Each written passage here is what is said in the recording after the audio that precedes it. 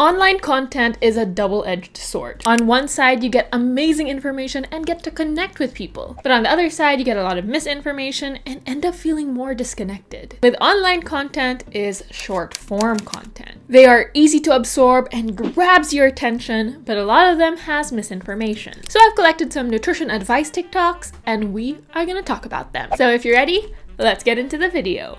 You always deserve to eat. Let's eat. I don't think you're ready for this jelly. Wait for my album. Favorite breakfast to heal my hormones. Okay, protein, eggs. Yes, we love eggs. Antioxidants. Okay, we got low glycemic carbs, which was her bread. Anti-inflammatory fats, so the olive oil. We have some extra healthy fats. We're making an omelet or like a mash. We've got some papaya. A balanced breakfast can significantly change your day for better and set your body up for success. That looked delicious. And I often have a similar breakfast of eggs, a little bit of veggies, some fruit and bread. Now the video claims that this breakfast will heal your hormones. I do have a video on how to balance your hormones over here. And let's talk about it a little bit. Hormones are essentially regulators of your body. They tell your body what they need to do to keep you alive. I'm insulin and I regulate the blood sugar. I'm ghrelin and I'm the hunger hormone. I'm leptin. I'm the fullness hormone. I'm melatonin. I help with good sleep. We love our hormones. There are hormone imbalances that can happen when you have a certain health concern, there's trauma that happens, or anything else in between. There are things we can do to support our hormonal balance through diet, exercise, and more. And like they said at the end of the video, a balanced breakfast can really set you up for an amazing day. Protein will help you feel satisfied and full. Your low glycemic carbs can give you energy throughout the day. Some healthy fats like avocados will help support anti-inflammatory processes and also help your brain health. And of course, you got your vegetables and fruits that have extra benefits for gut health, digestion, and fullness. This is a very great breakfast option if you enjoy it. Holiday season is over, so it's time to cleanse our guts and detox from all Not the the food we cleanse and ate. detoxing. Increase your water intake. This one doesn't need an explanation. Increase your fiber intake. This one is so important. This helps control your hunger. This helps improve digestion. It helps regulate your blood sugar. I could go on. Super important. True. Take a probiotic. This is the one that I take. It has prebiotics, probiotics, and digestive enzymes. This is perfect for strengthening your gut defenses. Milk thistle. This is so good for optimizing the body's detox process. Peppermint leaf. This helps relieve digestive discomfort and bloating. Burdock root is a natural blood purifier and it stimulates lymphatic drainage. Okay. And lastly, we have chlorella. This is super rich in chlorophyll, and this actually binds to toxins in the body and carries them out. Heavy metals and pesticides in particular. Now the holidays are coming up, so if you see this, you are probably thinking that by New Year, it's time to detox and cleanse all of the holiday food. And I just want to emphasize, your body is very good at detoxing and cleansing itself on its own, thank you to your organs and organ systems. What we really have to do is support this process as much as we can. Go, hormones, go! Go, hormones, go! And I don't mean in a cheerleader way. Yeah!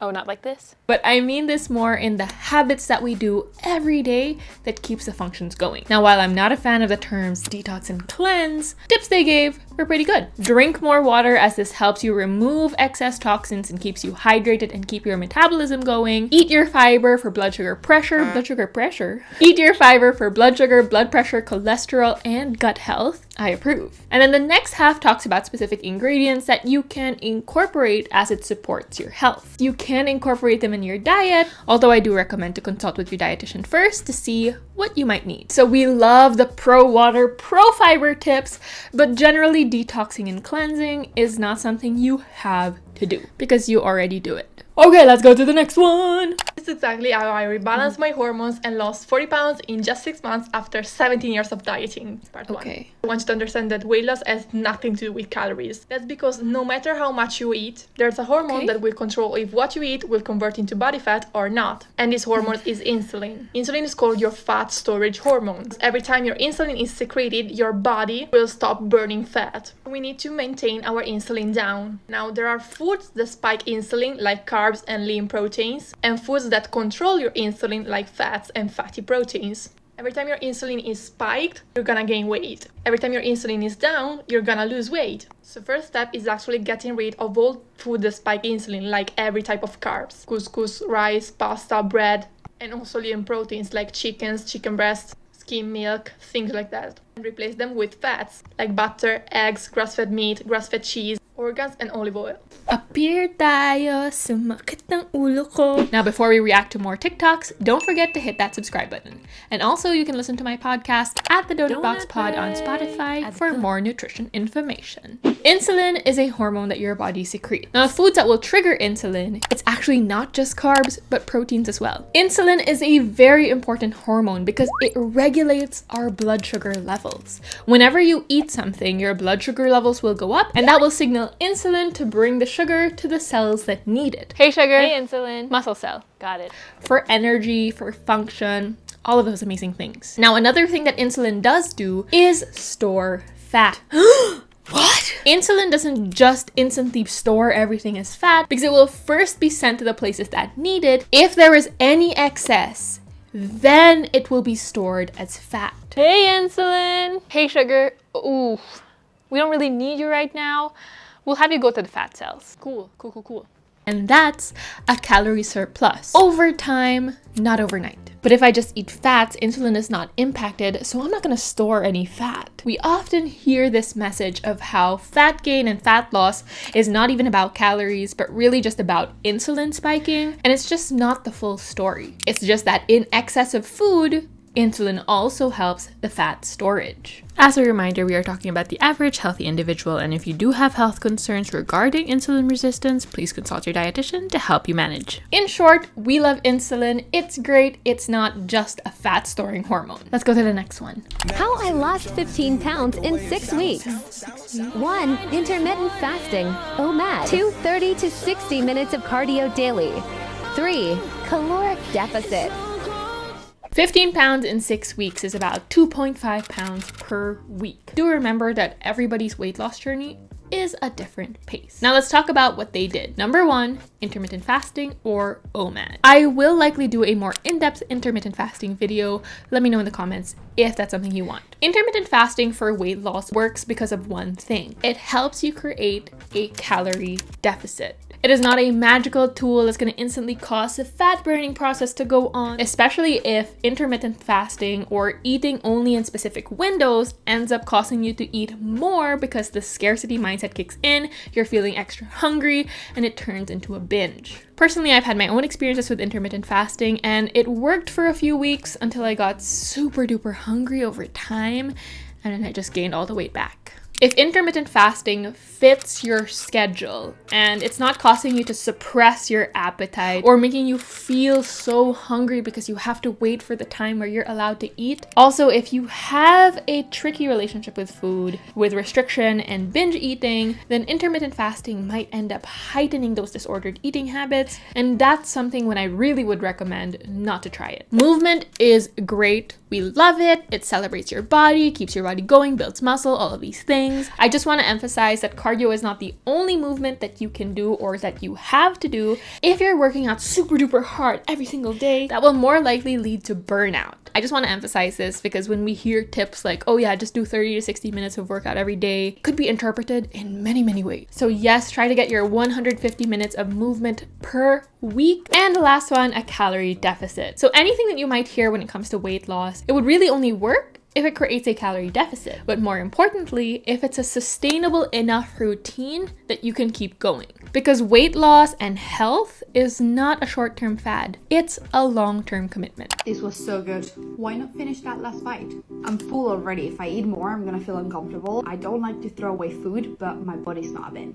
That was short, but sweet. If you're somebody who struggled with binge eating and overeating for years in their life, this is something we need to talk about. A lot of the time we feel this pressure to finish what's on our plate. And this could be for many reasons. Either you grew up in a household that constantly told you you're lucky you're being fed while other people in the world can't eat. Maybe you grew up in a household that would rush to finish food, so you always felt like you had to eat as much as you can in a short period of time. Maybe you grew up with food insecurity, and now that you have food security, the fear of running out is definitely there. Maybe you're struggling with dieting and the scarcity mindset is still there, or maybe we are distracted while we're eating, so we don't really know when we're full. Overeating is a normal occurrence, but binge eating is not. And I talk more about binge eating in a video over here. I know we struggle with the idea of leaving food on the plate because it's going to be wasted, but you forcing yourself into uncomfortable levels of fullness is not going to make that food any less wasted because you're converting the trash can into you. When I was binge eating, I would eat whatever was available. Stale chips, cold pizza, cookies that I literally threw in the trash can and then picked up again because I felt like I had to eat it. It's definitely something to unlearn and relearn that it's okay to leave the plate with there being a little bit more food. Of course, we don't want food waste, but we can treat this as a lesson for ourselves to know where our limit is. If you left maybe 1/4 of your food on the plate, next time you can take note of that so you're more mindful of how much you put on your plate. If you are trying to balance your hormones, I have 2 easy tips for you to follow at breakfast. First, always have something in your stomach before coffee or caffeine to prevent cortisol spikes. Next, start prioritizing high protein and healthy fats at breakfast to prevent blood sugar spikes. Protein provides your body with amino acids needed to produce specific hormones. Getting enough protein is so important for female hormone health, and healthy fats will keep you satisfied and full all day long. Another egg, avocado, and bread breakfast. A lot of health and nutrition information right now is focused on hormone balancing. And I'm here for it because we have to talk more about it. Except a lot of the hormone balancing content we hear online is really just diet culture in disguise because they're like, balance your hormones to lose weight. But that's not necessarily always going to happen. But let's talk about what she said in the video. Having coffee on an empty stomach will increase your cortisol level. What is cortisol? I'm cortisol. I'm a stress hormone. Cortisol is a stress hormone. And I guess you could say it's a pretty stressed one too.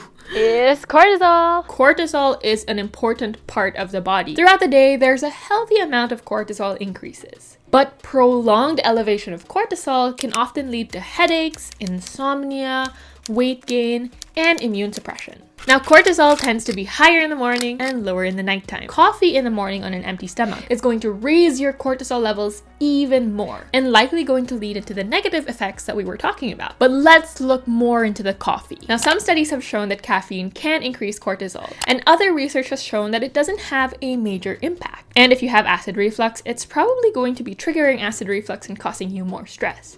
So there's also that aspect. So it really depends on your own caffeine tolerance and sensitivity. That if you are regularly intaking caffeine in the morning, the cortisol increase diminishes. If you've been taking caffeine as part of your routine, it's likely going to have minute effects to your overall cortisol level. It comes down to the individual level, like your anxiety, palpitations, and jitters, especially if you are caffeine sensitive. How I'm balancing hormones. Cycle syncing. Okay.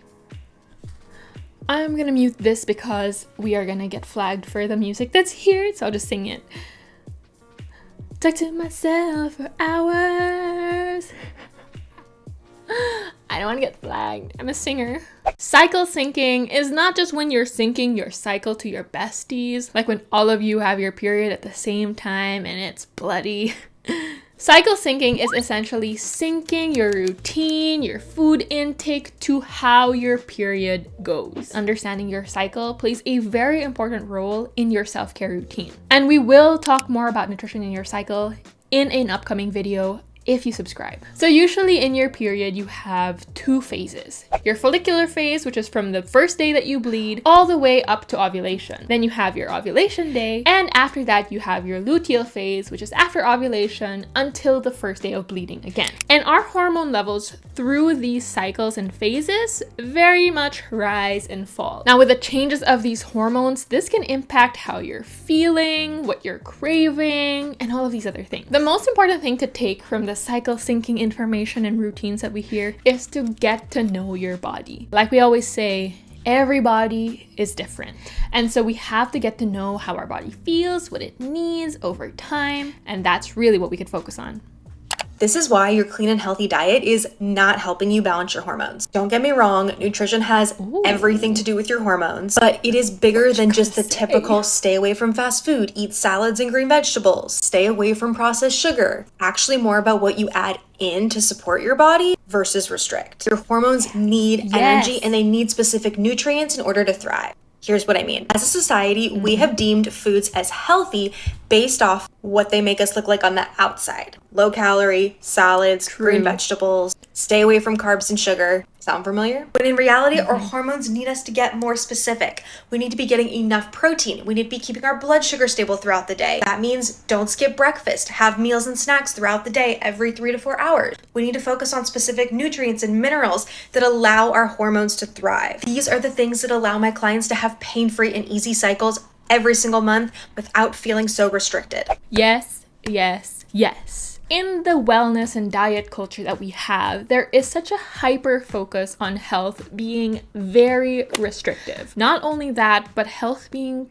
like a punishment. You're not allowed to eat your favorite foods and you have to work out extra all the time, and all of these things are supposed to lead to health. Most of the time, it makes us very miserable and tired and just done. Health doesn't have to be the things that you have to remove and restrict from your life, but it can be things and habits that you add in. And eating enough is one of the first and most important steps in balancing your hormones. Underfueling and undereating can have a very negative impact to our metabolism and our hormonal balance. And this is why it is so important to be mindful of what you hear online. Because most of the time, the diet advice that we hear says it's hormone balance, but really just focuses on how it can change your body and make it fit into the current standards of beauty. Eat your protein, eat enough, get some carbs in, enjoy some healthy fats, get your fiber, fruits and vegetables, and most importantly, make these habits stick. And that is all the TikToks we have to react to. What are our key takeaways? It's really important for us to properly assess our feeds. The not interested button is there for a reason, so you can filter out the toxic diet culture information and focus on true health promoting, encouraging, and motivating content. If there are other TikToks or videos or anything that you want me to react to, let me know in the comments below. Thank you so much for watching this video, and I hope to see you in the next one. So don't forget, you always deserve to eat. Bye! The video's over, but that doesn't mean you have to go. You can still subscribe or watch another video. Thanks for watching!